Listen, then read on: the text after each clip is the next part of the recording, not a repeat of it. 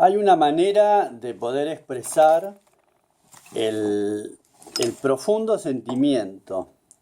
El profundo sentimiento es lo albergado que insiste en encontrar un receptáculo, donde acomodarse, donde desarrollarse, donde ejecutar al máximo potencial las cualidades de lo que uno es. Entonces el camino de la creación es un conjunto de fórmulas que uno va adaptando a las circunstancias propias para desarrollar esa inquietud, porque una obra de arte que está expuesta produce, cualquier obra que está expuesta, produce en el espectador un cúmulo de sensaciones, de preguntas, de inquietudes, toca fibras del inconsciente. El modo de avanzar como si fuera una gran ola que avanza el inconsciente de la especie a través de los artistas que elaboran obras que de alguna manera llegan a los ojos y a los sentidos de los espectadores. ¿Cualquiera puede ser un espectador? Sí, porque los artistas se mueven sigilosamente por todos lados. Un pintor que lleva un cuadro bajo el brazo y camina porque va de un lado al otro, ese cuadro es visto misteriosamente por alguien que pasa por el azar y que no pretendía ver nada y ve. Entonces, o cuando se hace una mudanza, o cuando se lleva un cuadro a una exposición, en un flete, el propio transporte de una obra de un lado al otro hace que esa obra sea vista por quienes no acostumbran a ver.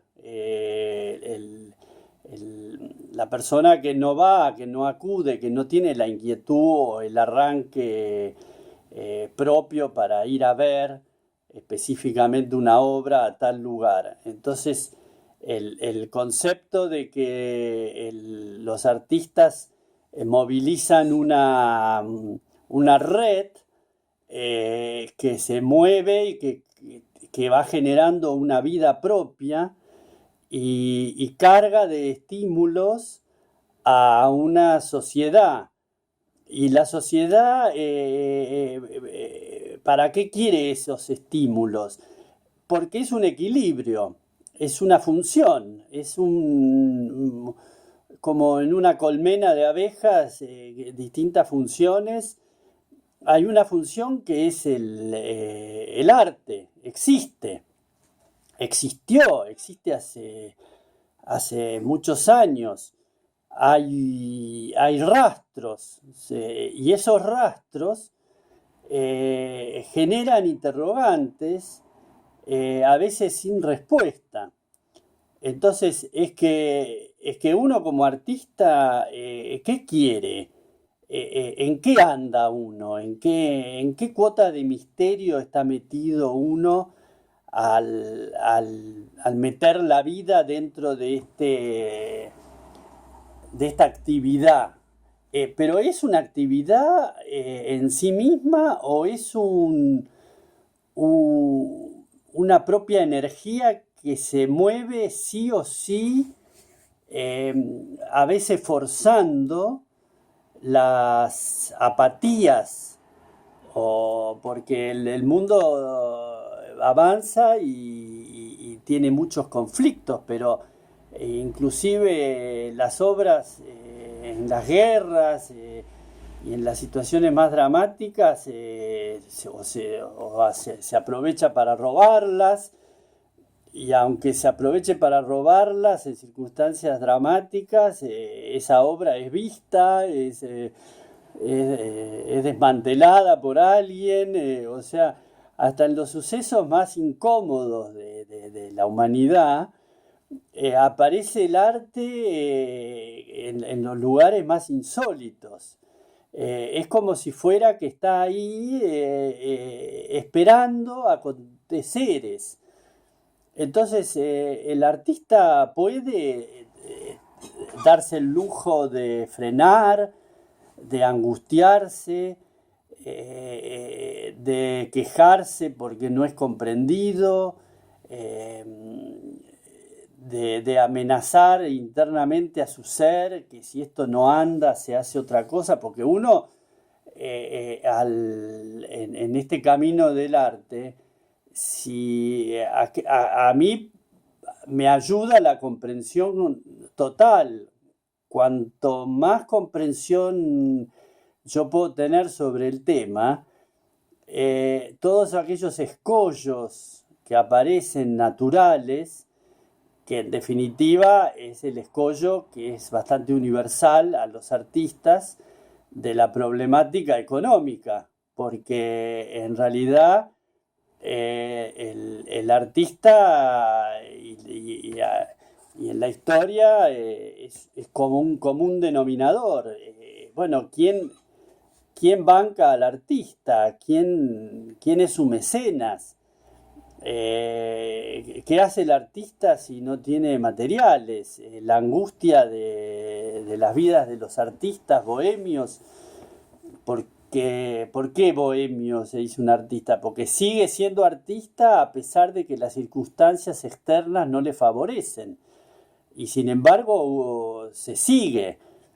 Entonces, ese no favorecimiento de las circunstancias externas para que uno pueda hacer una obra es algo que como una contradicción, no, es parte de lo mismo. Por eso el comprender eso hace que cuando las circunstancias aprietan y no hay plata, porque nadie compró un cuadro, no hay apoyo, es cíclico, no es un trabajo estable, es un trabajo sumamente inestable el del arte.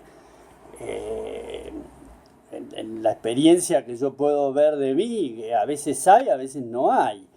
Y así es hace años, pero en la medida de que yo crezco y hago crecer todas estas, toda la magnitud que representa ser artista, esa falta de dinero que surge cuando no entra, cuando no hay, pasa a formar parte de la propia creación, porque el dinero para el artista viene de afuera, viene de ese afuera que quiere y no quiere que lo molesten con el arte, porque entonces el afuera está en sus tareas, está dedicado a sus cosas.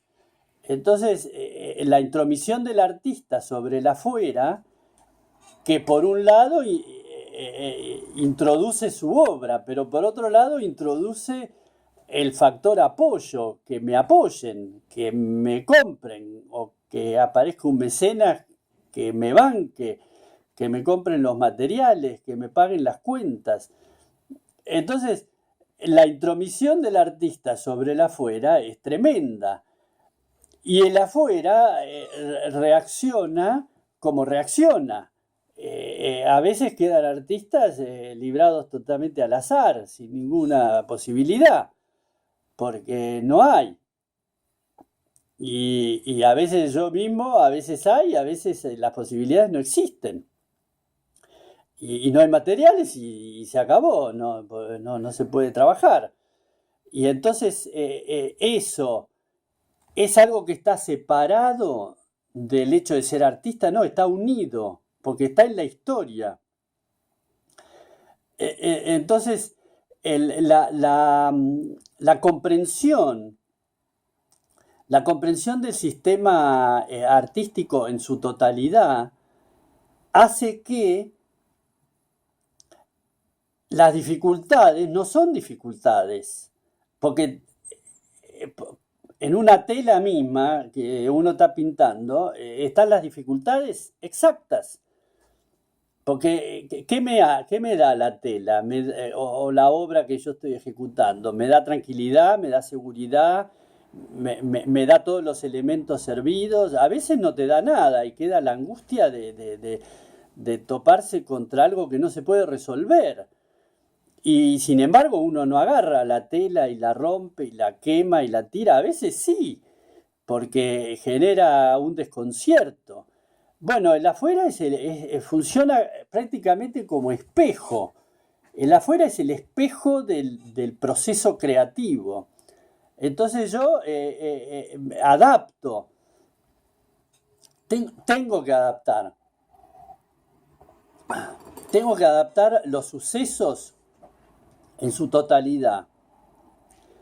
La complejidad del entramado donde yo me muevo, porque yo no estoy en el aire, en una nube, pintando y largo los cuadros desde la nube y voy por allá arriba y tengo una desconexión total, a dónde caen, qué pasa, no necesito nada, total estoy en una nube. No, si fuera así, los artistas estarían en el cielo y estarían tirando sus obras como lluvia. Y en realidad no, los artistas están adentro de la tierra, adentro de esta confusión humana, de este entramado social, cultural, que es donde uno está habitando y es desde donde uno genera eso, con los otros semejantes, para los otros semejantes, pero más que para, con los semejantes. O sea, los semejantes son los que articulan todas estas concepciones del ser humano que hacen de la actividad artística un entramado, una responsabilidad de que uno está metido adentro. Uno no está por encima o alejado de todos estos conflictos. Entonces, las obras que uno mismo puede ver de otros artistas traen también ese mensaje del otro artista que comunica. Entonces, ¿qué hace un artista viendo a otros artistas? Bueno, trata de hacer un diálogo con esas obras que cuelgan o que están por ahí y que dicen y que hablan y que entonces uno como artista debe escuchar también qué tratan de decir, de dónde vienen, qué conflictos nuevos, porque no hay vida, no hay suficiente vida como para comprender todo este hilado, todo este telar. Cada vez que uno avanza se va descubriendo más magnitud. Entonces la complejidad del sistema en el que uno está metido dura hasta que yo me muero. Y dura después, porque después eh, alguna obra queda, sobreviven, se heredan, se trasladan, alguien habla de ese artista que murió, se lo recuerda, creo que era así, creo que vivía allá, no se sabe muy bien por qué lo hacía. O sea, queda un rastro y una responsabilidad en la cadena vital y humana. O sea, yo me voy después de carne y hueso, pero queda todo esto que yo puedo saber, yo puedo comprender. Entonces, si comprendo la magnitud, se alivia la carga del presente. El presente es solamente eso, no hay llegar a un descanso para hacer otra cosa. El presente es solo eso, es un deambular por este camino permanentemente. No hay otro lugar a donde ir, no hay escapatoria. Y después uno ya no desea escaparse, al contrario, desea quedarse quieto a la espera de lo que suceda.